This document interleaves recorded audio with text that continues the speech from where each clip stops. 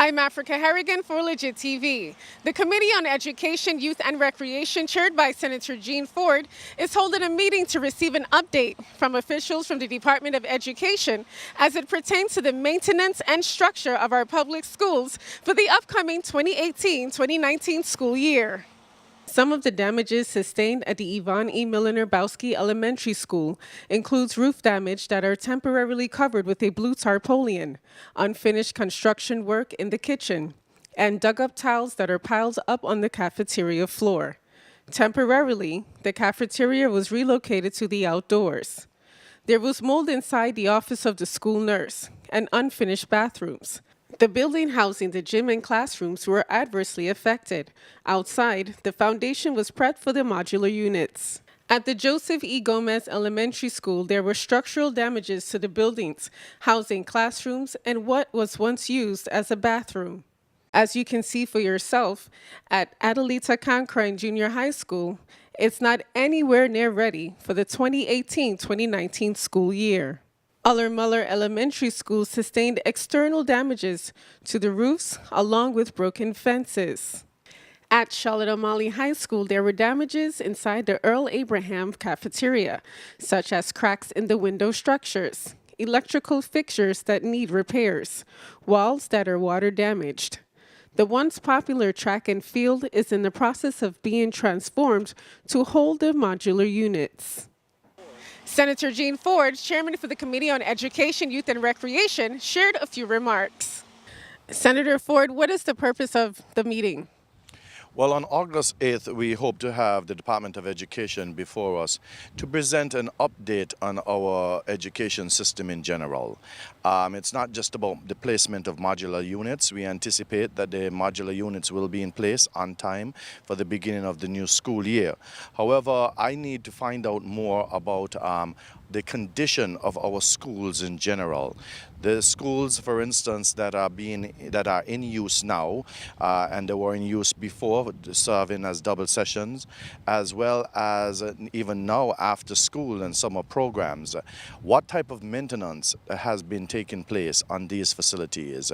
We do know that some of them, they were infested with mold. Has that problem been remediated? What has been taking place with the schools? The curriculum, we do know our school population has dropped.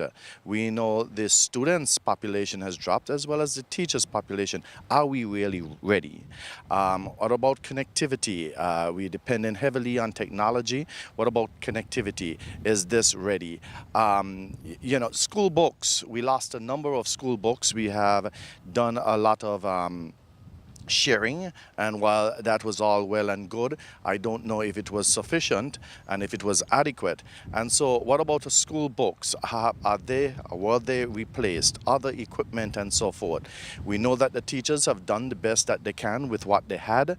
Again, are they adequately supplied? It has been a strain on teachers, the working conditions for teachers in general. It has been a tremendous strain. And we want to make sure that we provide conducive working atmosphere for our professionals. These are the individuals who are out there that's going to mold our children, the future as we say it is. Then we need to demonstrate that they need. So again, I hope to approach this meeting, and we are going to be hearing two bills, I may add, but I think that we are going to approach this meeting one more of being a cooperative spirit than anything else. We are here to assist where we can. We are here to seek knowledge. I know that the department has been faced with making a number of decisions, and a number of changes have taken place perhaps since we last spoke. And again, this is just to put things on the record, to enlighten our community, to enlighten us as senators, because we don't know what's going on. Do you think that it's a realistic time frame after Hurricane Irma and Hurricane Maria hit the territory back in September, being that it's less than a year, do you think that it's realistic that the schools will be completed or just making good progress? Again, I don't know in terms of realistic. I'm no engineer or anything like that. I know that we can't sit idly by. We have got to do the best that we can, and we have got to make full use of all that is available to us. And again, we have taken the steps, the department have taken the steps in terms of utilizing modular units.